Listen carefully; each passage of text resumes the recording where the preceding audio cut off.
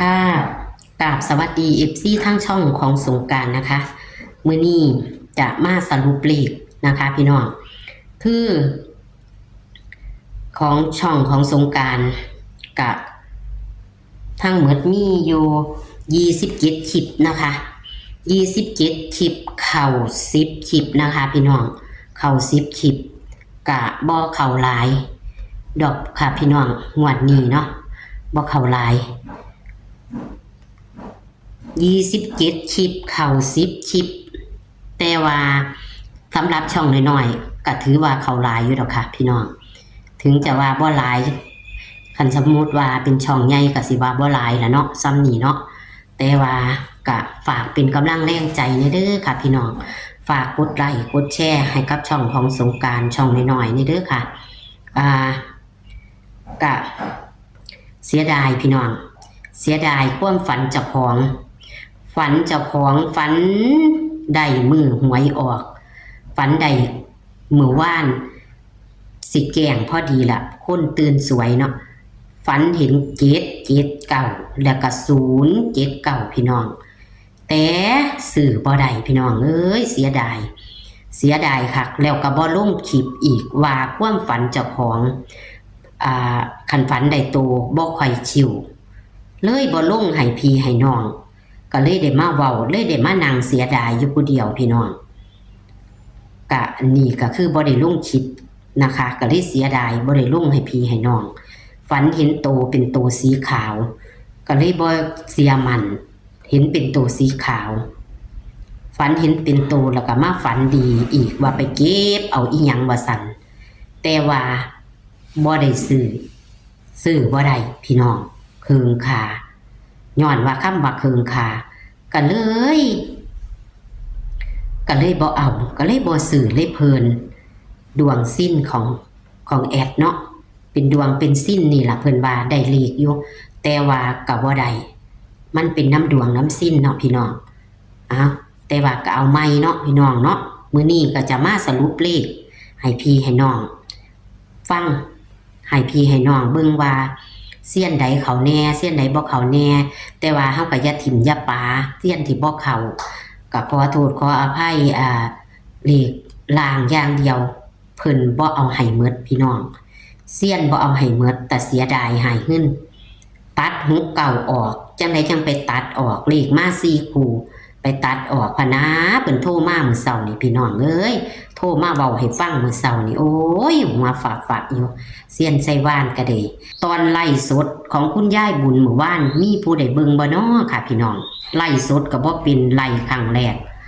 จังไดจังบ่เอาลงนำเพิ่นเว้าสู่เพิ่นฟังอยู่ฝันเลขบ้านเพิ่นก็079พอดีพี่น้องเว้าสู่เพิ่นฟังเอาใหม่เนาะพี่น้องเนาะมื้อนี้มาสรุปเนาะสรุปหวยเอามาเบิ่งคนที่เข้าค่ะบ้านนี้มาเบิ่งคนที่เข้าเด้อค่ะพี่น้องบัดนี้ผู้ที่เข้านะยายปุณนะคะนี่ยายปุณโค้งสุดท้ายเข้า96ออก69เนาะของคุณยายปุณมาเข้าโค้งสุดท้ายเด้อค่ะอันที่ตีซอยเพิ่นนั่นล่ะค่ะพี่น้องอันนี้ก็ตีซอยเพิ่นอยู่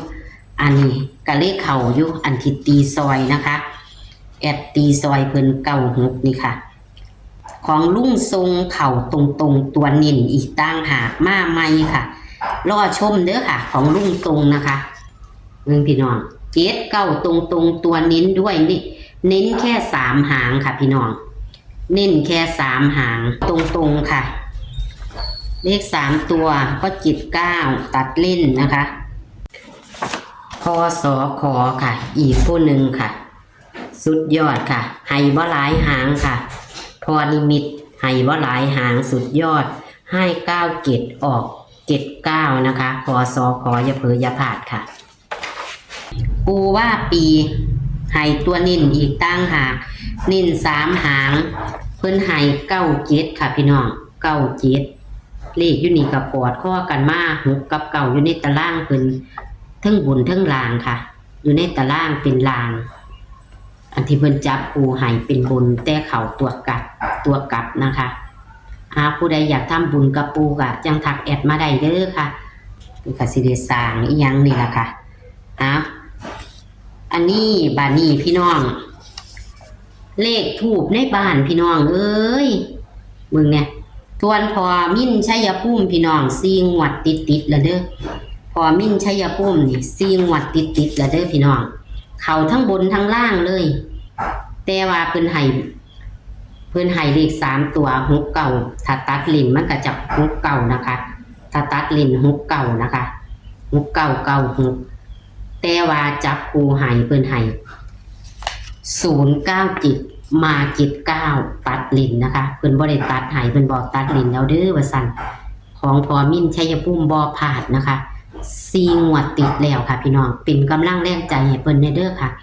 พอมิ่นชัยภูมินะคะเป็นกำลังแรงใจให้พอมิ่นชัยภูมิเด้อค่ะพี่น้องแม่ไล่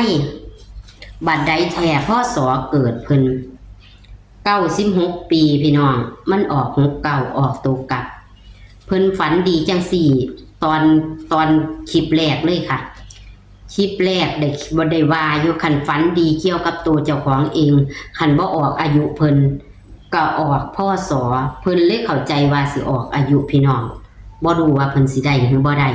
แต่ไปออกพ่อสอเพิ่นค่ะพี่น้องนี่ล่ะเมียไล่คันเพิ่นฝันดีเพิ่นก็จะปูว่างน้ำเย็นนะคะปูว่างน้ำเย็นมางวดแรกนะคะดินซีออก479เนาะพี่น้องดินซีของเพิ่นนะวิ่ง4กับ0มา4ค่ะส่วนเลขจับคู่ค่ะตัดลิ้นมันจังสิเข้า69เนาะพี่น้องแต่ว่าจับคู่เพิ่นบ่เข้าแต่ว่าก็น่าสนใจตัดลิ้นเพิ่นก็เข้าอยู่เด้อ69นะคะถ้าตัดลิ้นเนาะเลข3ตัวแค่3หางนะคะนอนหน้าค่ะพี่น้องคนนอนหน้า97ให้79เพิ่นว่ามันเลขเพิ่นบ่เข้าแต่ว่าเลขเด่นเพิ่นเข้า4มันไป479เนาะไปเป็นหลักร้อยนะคะแต่บ่ได้กอดข้อกันแต่ว่าจับคู่ให้97ออก79ค่ะคนนอนหน้าเข้าดีเทิงเลขตำลาวนะคะเทิงตำไทยนะคะพี่น้องคนนอนหน้าพศกะตีซอยพศอีกพี่น้องนี่ตีซอยพศคันแม่นเอา690น่ะคือเว้าที่แรกคือจังไดนี่ก็สิตัดเล่น69ตรงๆอันนี้ก็ตัดได้69อยู่ค่ะพี่น้องตัดได้69ตรงๆนะคะพศก็เลยอันนี้ตีซอยกันนะคะตีซอยพอนะคะพอนั่งอีกของช่องข่อย ฝันคิวค่ะฝันคิวเนียนโดนยังฝันเทียนนึงนี่คุณย่ายบุญนี่คุณย่ายบุญหลีพี่น้อง79ตรงๆเลขบ้านฝันถ้าเกี่ยวกับอยู่บ้านอยู่เฮียนอยู่ซ่านหรือว่าใดอีหยังนี่มักจะเข้าเลขบ้านเพิ่นพี่น้องไล่สดหมู่บ้านมีผู้เห็นบ่หมู่บ้านไล่สดนะคะหมู่บ้านนี่ไล่สดเด้อของคุณย่ายบุญคลิปนี้เป็นคลิปไล่สดค่ะบ่แม่นตัดต่อลงนะคะไล่สดลงเลยค่ะย่านบ่ทันงวดนี้หลังจากเข้านะคะงวดก่อนของเพิ่นเข้าอยู่นะคะงวดก่อนเนาะมันถือน้ำเด้อค่ะพี่น้องเลยมันถือน้ำแต่ว่ามันเห็นเลขอยู่ก็เลยของแอดบ่เข้าค่ะพี่น้องเสียดายความฝันมือหวยออกแอดบ่เอาลงที่จริงมือหวยออกฝันได้โตเลยของแอดบ่เข้าค่ะพี่น้องเลขลับของเซียนไชว่านบนลางกับบ่เข้าหน่อยหางนึงพี่น้องแต่ว่าก็อย่าพลาดเนาะคาเทียเพิ่นมาใหม่เดี๋ยวให้เพิ่นแก้มือให้ใหม่ค่ะเพิ่นมาบัดรุ่นคาเทียมันเข้าบ่หลายหางของเจ้าดำอย่าเผืออย่าพลาดเด้อค่ะอาจจะไปตำล่าวเด้อเหลียตำล่าวเด้อของเจ้าดำเด้อเพิ่นจับมือวันศีล15ค่ำเนาะของเจ้าดำบ่เข้านะคะแต่ว่าอย่าเผืออย่าพลาดอาจจะไปตำล่าวของพอยุ่นกับบ่เข้าค่ะพี่น้องแต่ก็อย่าถิ่มอย่าปานะคะของพอยุ่นกับบ่เข้าหลังจากเข้ามาของพอเล็กมางวดแรกกับบ่ท่านเข่าพี่น้องแต่เล็กบ่หลายหางก็รอชมนะคะของพอเล็กกับบ่เข่านะคะของแม่ไหมงวดนี้กับบ่เข่าพี่น้องเอ้ยเป็นฝันดีหยัง หรือว่าเพิ่นสิถือเลขอยู่กับบ่ฮู้เนาะ